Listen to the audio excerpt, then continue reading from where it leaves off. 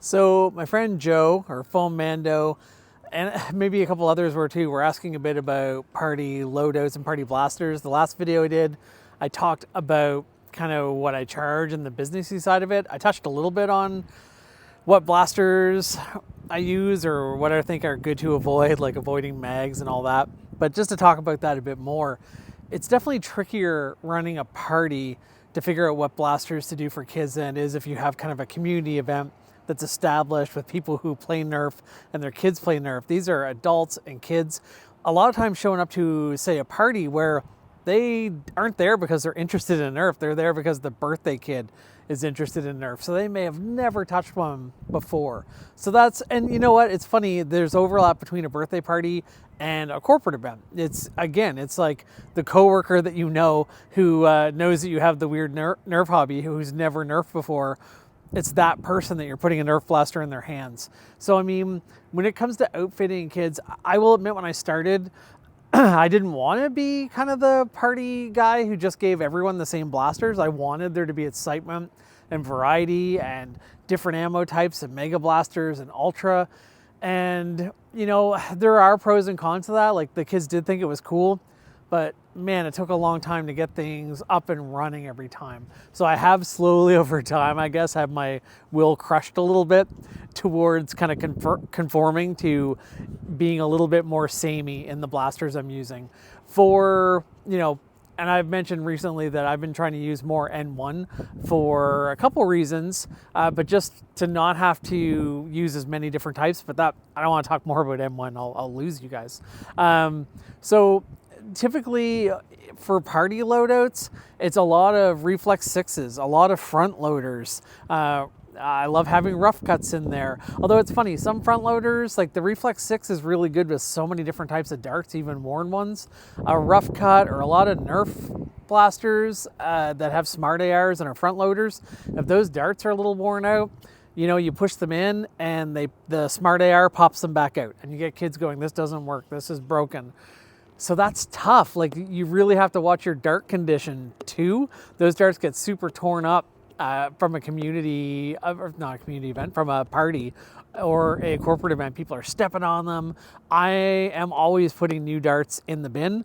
I ask kids, I have a bucket, and if kids find like a trash dart, I ask them to throw them in that bucket and get rid of it so that it's gone. And I always tell them, like, it's no big deal to throw out darts, you know, to an extent. I want the bad ones out of there.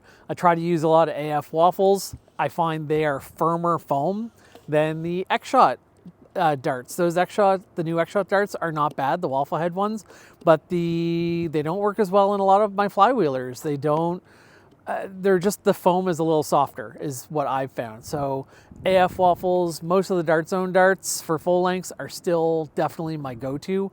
And yeah, so definitely just things with pump action, things with kind of a T-pull. That's why I like the Reflex 6. It has that T-pull on it compared to even a strong arm that is not that hard to prime, but you know, you got to have that grip strength, and it's a top slide. I would do T-pull for days. So for, you know, for kid loadouts, that's a really big one. I don't do a lot of flywheelers because they use magazines. Typically I balance it out as I've made my assortment of blasters that I use for parties a little less interesting.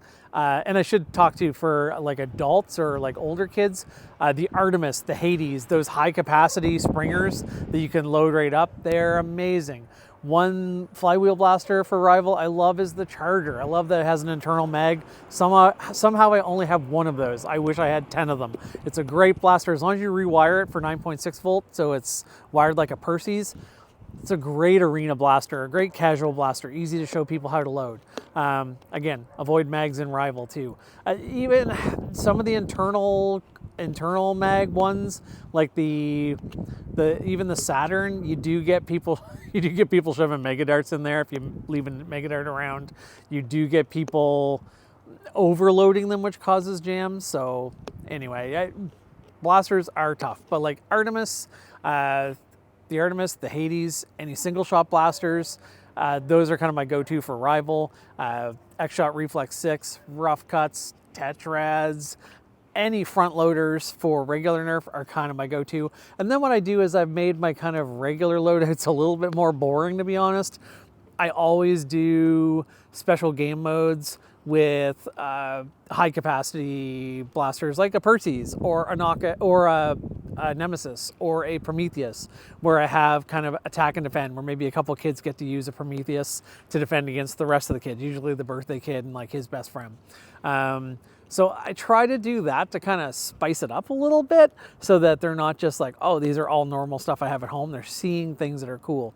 I used to do a lot more 3D printed blaster demos, but honestly, to a kid that doesn't know any better, Perseus is just as impressive as any 3D printed blaster, which, you know, sounds crazy to say, but it's absolutely true. They're blown away by a Perseus, Prometheus.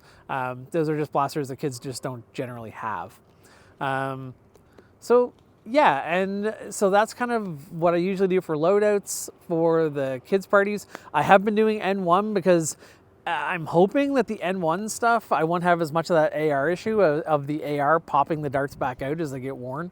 Time will tell. And like I say, I like that kind of medium FPS between the regular stuff and Rival, but I have found that kids like look for Rival. So I don't know. It might be a pipe dream for me to not have to carry around a big tote of Rival.